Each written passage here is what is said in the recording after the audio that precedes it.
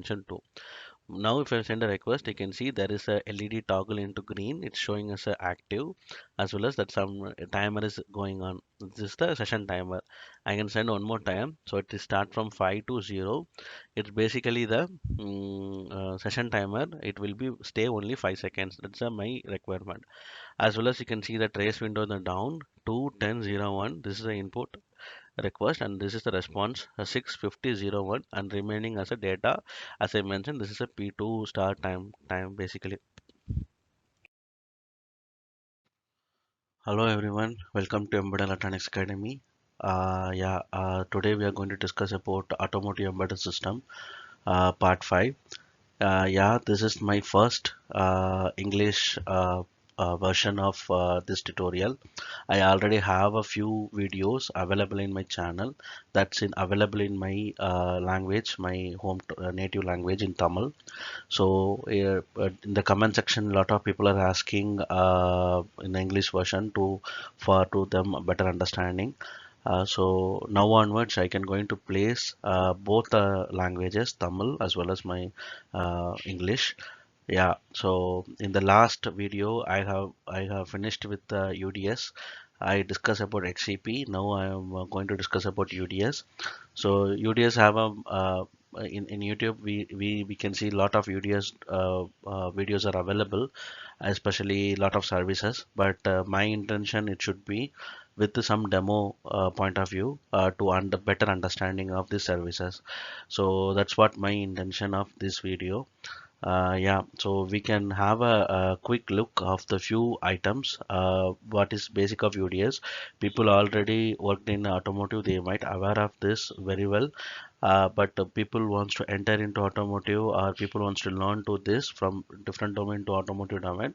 So just want to have a quick understanding of this. That's why I am just recapping the basic of UDS. Now, then I am going to deep dive with the service 10, because this tutorial part 5 will completely discuss about service 10. Then there are service 10 NRCs. What are the NRCs will be applicable, and then there are live requirement which I created for this learning purpose, that we will see, and then live demo. So what is in my demo here is, so in Embedded Electronics Academy we have created the tool called UDS Simulator. It's basically work how tester and ECU will react, and the same operation will perform in the single exe file, which is which is fully developed in Python based environment. So my intention should be should have a hands-on based experience. My intention should be to should you should learn in the hands-on, as well as the you'll get a more clarity on that. That's the reason we created this tool, to get a better understanding. So future we have a some other idea to interact this tool, as well as some open source microcontroller which we can build like a ECUs, and then this tool will act like our CanoE vector box, CanoE or some other tools like that, and we can see the CAN messages, and we can see the diagnostic messages, so on and so forth. Yeah, next we go to the next part. Yeah, this is the part we discuss about the basics of UDS. Most of the people will aware of that. What is meant by UDS? UDS is one of the diagnostic protocol. Which basically used to communicate our ECU to a tester to ECU. Here, tester means some hardware which will be interact to the ECU via our physical medium as a CAN or maybe Ethernet. So this will basically read the ECU informations like a part number or a serial number, a software version, or maybe some DTCs, or they can update even firmware also. Then there is ISO standard. ISO 14229 defines the standardized how to communicate to the ECU. What is the frame format, and what are the control commands will be available to activate and deactivate certain functions, and update the firmware, which will be available. You can get it this one in online as well. You can type it in Google, ISO 14229. You can get some data sheet that will be explain about how to send the control command. What are the control commands are available for this UDS? Yeah, as I mentioned, is this UDS basically will work in the physical connection of CAN and Ethernet, and on top of it, we will implement our CAN based UDS or Ethernet based UDS. Yeah, the UDS are structured into the different ways, such as the reading and writing, which I told you. Then clearing the fault. If you have any DTCs or any failure using some 14 service, you can clear it. And there is a security mechanism like a 27 and 29. Nowadays, 27 will be it's absolute. It's going to be absolute because of cyber security evolving. So most of the security mechanism are cryptographic based approach. So people will be like, an OEM also wanted to that level of security to their system. So we will discuss that one also, 27 traditional method as well as 29 PKI infrastructure also in coming seasons. Yeah, then as I mentioned, it also support the ECU programming and ECU data access, firmware update and data access. Yeah. Yeah, now we are going to discuss about the frame format. Basically, how the frame format means, how, for example, how we are communicating to people each other using our own language. So same thing, the ECU and tester tool, how it will communicate. So that is the frame format. There is some format we should properly send it to the ECU. Then only the ECU will understand. Otherwise, ECU will not understand and will not respond. So this is the for if you want to communicate to the ECU, the only way you have to formulate the structure, you have to formulate the pattern, then only ECU will replay back whatever your queries.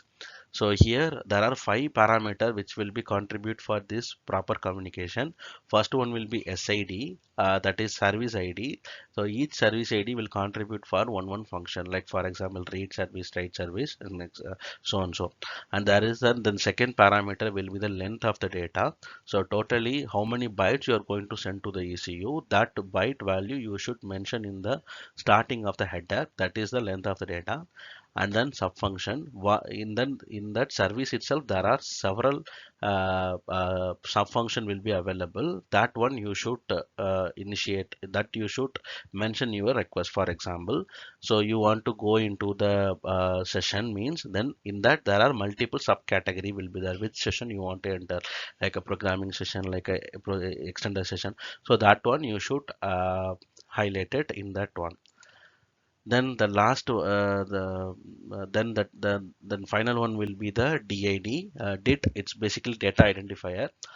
This is also related to the subfunction category. It will also come under subfunction category, but it will have some different purpose. For example, if you are going to use the 10 service, you no need to configure the DID.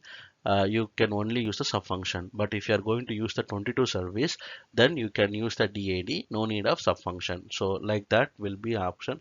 Basically DID is a 2 byte of data. So if you are sending service ID along with the 2 bytes of data, along with the length of the data, then you will get a response from the ECU. Then last will be this, the data which you are going to send it and which you are going to receive it from the ECU. These are the total five parameter will be involving for this communication. So I have put some images in the down to know the better understanding of the frame format. So the first corner I can mention TX, that is I'm going to send it to the ECU. So that one, the request I format 21001, that's 2 will be length of the data, 10 is a service, because I'm going to involve the session, and then one will be the subfunction. Remaining bytes I will not consider, that is a don't care. And then response I got it 6, because there are 6 bytes of data available in the response, that's the reason it's 6. Then 50, it's indicating the positive response. As per the ISO standard, if you have a positive response, the SID plus 40 they will add it and we will get it. Then 01, the subfunction also carried over, and then data, the data which will be available in the issue, we will get it. Here the example, we can get the P2 and P2 star time. This is indicating the maximum minimum server time. That will be if you're sending any response, if you're sending any request, your response should be get it within that time. That's the indication of this. Yeah. So this is the basic of frame format. Next we'll go to the next stage. Yeah, before that, this is just a hint. This is how the real the vehicle and ECUs will be communicate. The ECU will be inside the car. Then tester hardware. This will be our own hardware, or maybe a vector hardware, or maybe any other third-party hardware can use it. Then PC, a PC with some GUI front end, which will be help to send and receive the data. This will communicate to via USB to the hardware. Then hardware to CAN or Ethernet. This is the way basically we'll communicate. Yeah. Then, yeah, now we are going to discuss about the service 10 diagnostic session. Yeah, most of the people are aware of this. People already seen, already working. People already seen some videos, as well as people already worked in the domain. They already aware of this concept. Basically, I will not put more information on this. I just tell some few information. Basically, UDS 10 service will used to switch or terminate or transfer the initiate one session to another session. So there are several types of session which is available in ISO standard. So each session I am actually putting in this slide. So default, programming, extended, and other services, other functions like for example OEM, supplier, and related sessions. For example, as I mentioned, 10 is a service. Then after that there is the next byte will indicate a subfunction. These are the one, two, three. These are the default functionality which is defined from the ISO standard. Other than that, from 4 to 7F, why I'm selling 7F? Because till 7F only you can define your services. For example, there is a Volkswagen. They give the project to some company. They are asking 5A. 5A they need it for their supply their OEM session. So there are company will be develop some that 5A 10 to 10 5A, then they will do some intensive test on that. Yeah, we'll go to next. NRC 10. So we will discuss about NRC flow. There are three categories of NRCs defined in each services. So that is also, this is also I get it from this is also available in ISO standard. You can just read it. I will explain you one by one. There are first NRC, mandatory NRCs. So why I am telling mandatory NRCs mean this error code is required for the any of the project, because if you are not sending proper length of the data, or if you are not sending the correct subfunction, then this NRC should trigger. For example, instead of 21001, if I am sending 11001, that means the length of the data is not matching, then it will be throw the error. Then if I am sending the unauthorized subfunction or not implemented subfunction, then I can get the 12. In case there is a situation, two so NRCs are available in the same condition, based on the priority, we'll take the highest priority one. In this case, the highest priority will be 13. If I am that explanation, demos and all will come under follow the next slide. You will get a better understanding. Then this optional NRC condition not correct. Why I am putting 22 condition not correct here? For example, I can give you an example here. So I given a 21001 or 210F something like that. I'm entering into that session. Before entering to that session, the precondition of this session, the gear should be in a neutral position, but the gear should be in a drive position. So in this case, if I'm sending that current, even length and subfunction available in the project itself, but I will not get the response because the neutral position, the gear position it's not in a neutral. This is what the condition not correct will execute. Yeah, then there are some OEM related NRCs. If they are required, we can implement, otherwise not required. And other than that, there are security relevant some sessions we need to enter into security. So in that case, we can implement with the security NRCs as well. Yeah, this is the requirement example which I created for the demo. These are the session which will be available in our demo. Yeah, as I mentioned, the each session can transfer in the same session itself, as well as it can switch to different session as well. So now the scenario will be default to default can switch, as well as default to extended can switch, and extended to default can switch.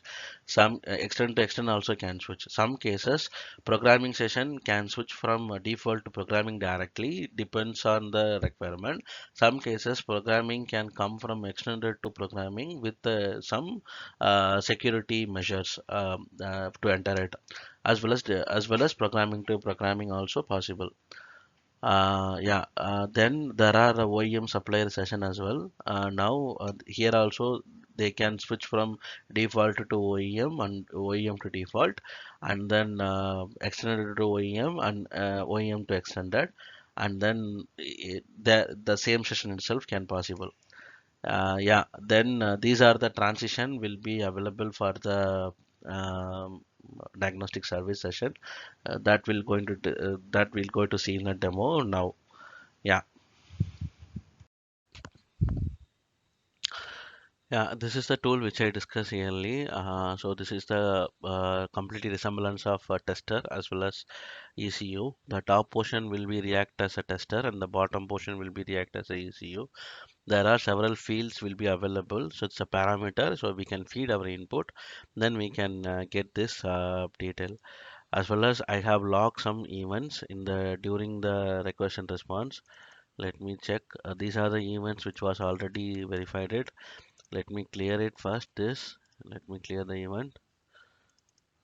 Yeah, now the clear event is empty. Yeah. Now what we are going to discuss it. So I'm going to give a CAN ID, the configured ID 8A. I have configured previously in the project actually. So the length will be 8. This is a transport layer length 8. Then data length will be 2. Why I'm 2 I'm given. I will show you 0, 10, and 0, 1. Because now the example which we are seeing actually the diagnostic service is at 10. So 10 and then 0, 1 will be the total length. Data length, it basically indicates how much bytes we are going to send it to the ECU. That will indicate the data length. In this case, we are only going to send it 2 bytes. Now that is why I mentioned 2. Now if I send a request, you can see there is a LED toggle into green. It's showing us a active, as well as that some timer is going on. This is the session timer. I can send one more time. So it is start from 5 to 0. It's basically the session timer. It will be stay only 5 seconds. That's my requirement. As well as you can see the trace window in the down 2 10 0 1. This is the input request and this is the response 65001 and remaining as a data. As I mentioned, this is a P2 start time basically. Now if I give a 2 next session, even I'm getting a positive response for 2, as well as this data it is glowing or loading. Now if I'm sending again 2, but before time elapsed, if I'm sending a second request, it will be stay in the same. You can see, right, there is a change in the time. Reset it. Now if I'm sending again, now 4, again if I'm sending, see there is a change in the time, because in the within that time, if I'm sending again the request, that the timer will be still alive, the session will be still alive. So now this is the positive scenario which we discussed it. Now if I go to the negative scenario, the NRC which we discussed previously, I'll show you. Now I change it to length as a 1 and 10 0 2. Now if I'm sending a request, I'm getting as a length error like a 13. It is indicating the invalid length, incorrect message length. So basically, my service is correct, my subfunction is correct, but length is wrong. So I'm getting this NRC.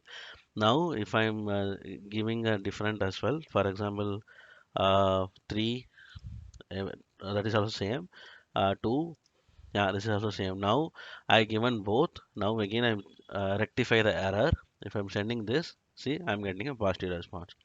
Now I have implemented only 1, 2, 3, these 3 functions. 4 I didn't implement it. If I give a 4, for example, now if I send a request, I'll get a subfunction not supported 12 because 4 is not available in this code. So that's the reason it is throwing a error. The same way the ECU also will work. Now I'm creating the two scenario like a NRC incorrect length as well as subfunction not supported. Both are I'm creating this panel. Now now I'm sending a request. The expectation should be 13 because The incorrect message length is the highest priority while checking the data. So 13 is coming. Now if I'm even if I change the service as a 2 also, I'll get a same. Now I'll rectify this. Let me put it as a 4. Now I'm rectified this 0 2. Now if I'm sending a request, I'll get this to 12 sub function not supported. Yeah, this tool is completely yeah, this tool is now it is working for service 10 as well as service 22. Service 22 we have other parameter like for example part number reading, temperature reading, those also will involving here, as well as the future idea of this tool will also communicate to the other hardware which will be available in outside, and it will be communicate to via USB to the hardware. How the our vector canopy and other all will work, so same way this will work. Yeah, let me clear the file. Now let me show the log file what happened in this. Yeah, these are the as you mentioned previous, as you see previously, there are certain information I cleared it. This is a log file. It is storing actually. You can see there are the request and response, which is for our indicate debugging purpose, which we can use it. Yeah. Yeah, this is the tool demo. The future, I missed. There is a one more condition, NRC condition not correct. I missed it. I will update soon. That also I will publish the video soon. In the next video, we will discuss about UDS 22 services. In that, the how to read it with the with and without security. How can possible we can read it? We will see it. Yeah, thank you guys. Thanks for your watching. Thanks for your support. If you like it, you can share to your friends. Yeah, and the people who looking for this automotive stuff, you can share to them. Thank you. Bye.